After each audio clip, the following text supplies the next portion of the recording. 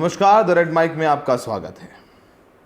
State Bank of India, जो कि भारत का सबसे बड़ा बैंक है, उसने पहले तो सुप्रीम कोर्ट के आदेश के बाद इलेक्टोरल बॉन्ड्स की जानकारी देने में हीला हवाली की।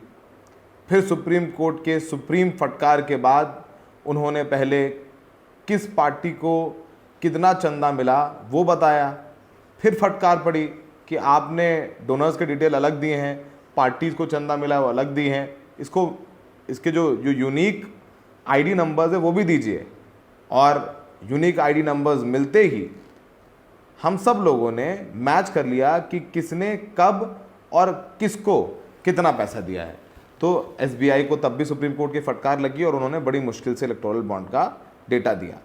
अब एसबीआई से कई आरटीआईज लगाई गई। सामाजिक कार्यकर्ता अजय बोस ने भी आरटीआई लगाई और उसमें पूछा गया कि एसबीआई देश के सबसे महंगे वकीलों में से एक हरीश साल्वे को अपने केस की पैरवी करने के लिए सुप्रीम कोर्ट में अपीयर कराती है, पेश करवाती है।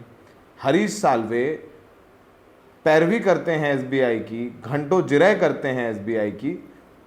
तो लोगों ने पूछा, ये बताइए कि आपने यानी एसबीआई ने हरीश साल्वे को कितनी फीस दी। अब इस सवाल का जवाब आरटीआई द्वारा मांगा गया। एसबीआई ने इस सवाल का जवाब देने से मना कर दिया। आरटीआई में एसबीआई ने कहा कि हम नहीं बताएंगे कि एसबीआई ने कितने रुपए दिए हरीश साल्वे को अपीयर होने के लिए। और आप सब जानते हैं कि हरीश साल्वे भारत के सबसे महंगे वकीलों में से एक हैं, या तो कह दें कि हरीश साल्वे सबसे महंगे वकील हैं, ये भी हम कह सकते हैं। हम आपको वो आरटीआई का रिप्लाई भी दिखाते हैं जो अजय बोस ने फाइल किया था। अजय बोस ने ये पूछा था 19/3/2024 को कि जो आरटीआई एक्ट है 2005 का, उसके ज़रिए कि please provide details of total amount paid to advocate Harish Salve by State Bank of India SBI to argue its case in Supreme Court of India and electoral bond case. यानी हमें आरटीआई के ज़रिए बताइए कि आपने कुल कितना पैसा दिया हरीश साल्वे को एसबीआई का केस लड़ने के लिए सुप्रीम कोर्ट में। इस पर एसबीआई ने रिप्लाई किया। एसबीआई ने कहा, the information sought by you is third party personal information held by the bank in fiduciary capacity. यानी जो आपने जानकारी मांगी है ये हमारे पास कहा जाए कि जो एक दूसरे का विश्वास होता है उसके तहत आती है। Disclosure of which is exempted under section 8(1)(e) and J and the same is also commercial confidence in nature, hence denied as it is exempted under section 8(1)(d) of the RTI Act। यानी उन्होंने RTI के कुछ sections बता करके बता दिया कि हम ये जानकारी आपको नहीं दे सकते, ये कॉमर्शियल कॉन्फिडेंस यानी जो वित्तीय विश्वास है उसके तहत आता है, इसलिए हम ये जानकारी आपको नहीं दे सकते। In terms of section 19(1) of the Right to Information Act 2005, the General Manager, State Bank of India, Transaction Banking Department, Corporate Center, Meftal centre, second floor, उन्होंने पूरा एड्रेस दिया है। और उन्होंने मतलब मोटा मोटी बताने से मना कर दिया है कि हम आपको नहीं बताएंगे कि हरीश साल्वे को कितने पैसे दिए गए। और उन्होंने कहा कि ये जो इन्फॉर्मेशन है वो फिड्यूशरी कैपेसिटी के अंतर्गत आती है, इसलिए ये जानकारी आपको नहीं दी जा सकती।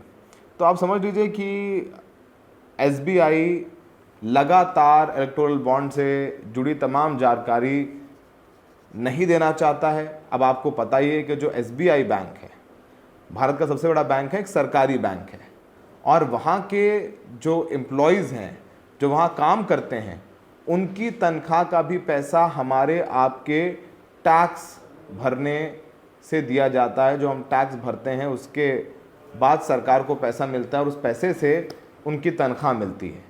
और एसबीआई सरकारी बैंक है, इसलिए आरटीआई के अंडर आता है और वो इस बात के लिए जवाबदेह हैं और उनकी जवाबदेही भी है कि वो हमारे टैक्स के दिए गए पैसों से किस वकील को कितनी रकम दे रहे हैं, कितना पैसा दे रहे हैं फीस के मद्देनज़र। हमारा अधिकार है ये जानने के लिए कि हरीश साल्वे को कितना पैसा दिया एसबीआई ने।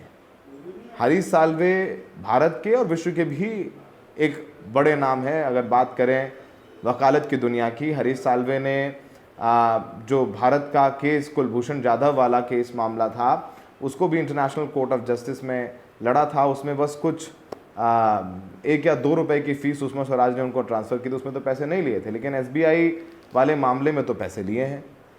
आपको पता ही है कि इतने बड़े वकील तो पेश होने के मतलब समझ लीजिए कि एक पेशी के 15 से 20 लाख तो लेते ही लेते हैं, जितना हमें जानकारी है और हम ऐसे तमाम वकीलों के जानते हैं। लेकिन चूंकि एसबीआई और हरीश साल्वे के बीच कितने रुपयों की बात हुई थी वो किसी को नहीं पता।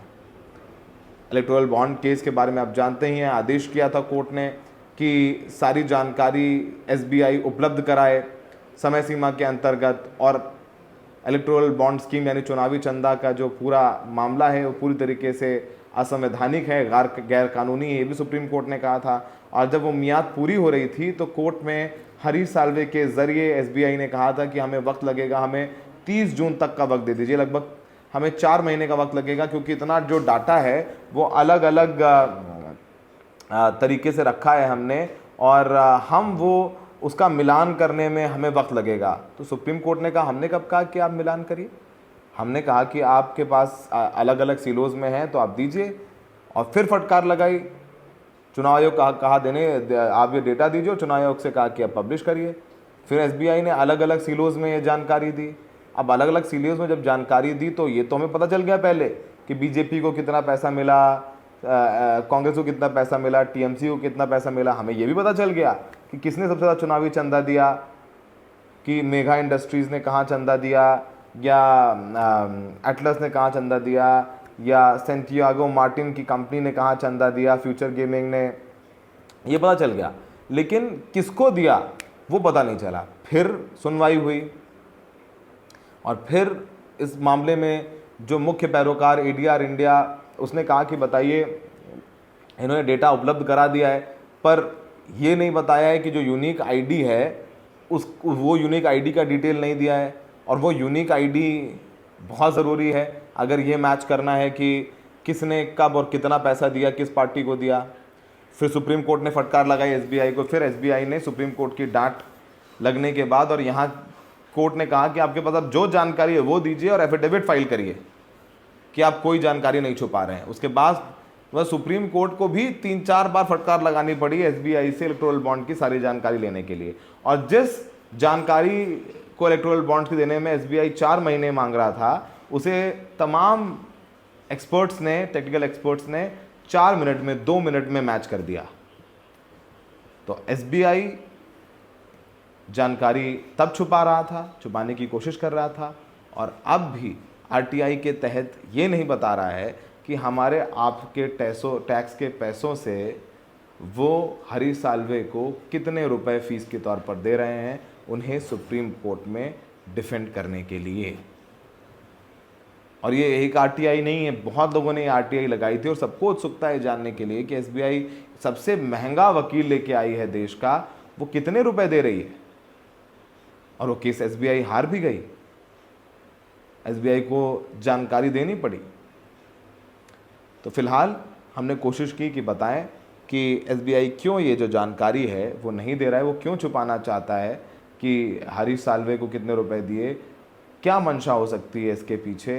एसबीआई देश का बैंक है, सरकारी बैंक है, हमारे देश को लोगों को जवाबदेह है, पर किसको फेवर करने के लिए ये जानकारी एसबीआई छुपा रहा है, ये एक सबसे बड़ा सवाल है। सहयोगी शायन अस्कर के साथ Saurabh Shukla, the red mic.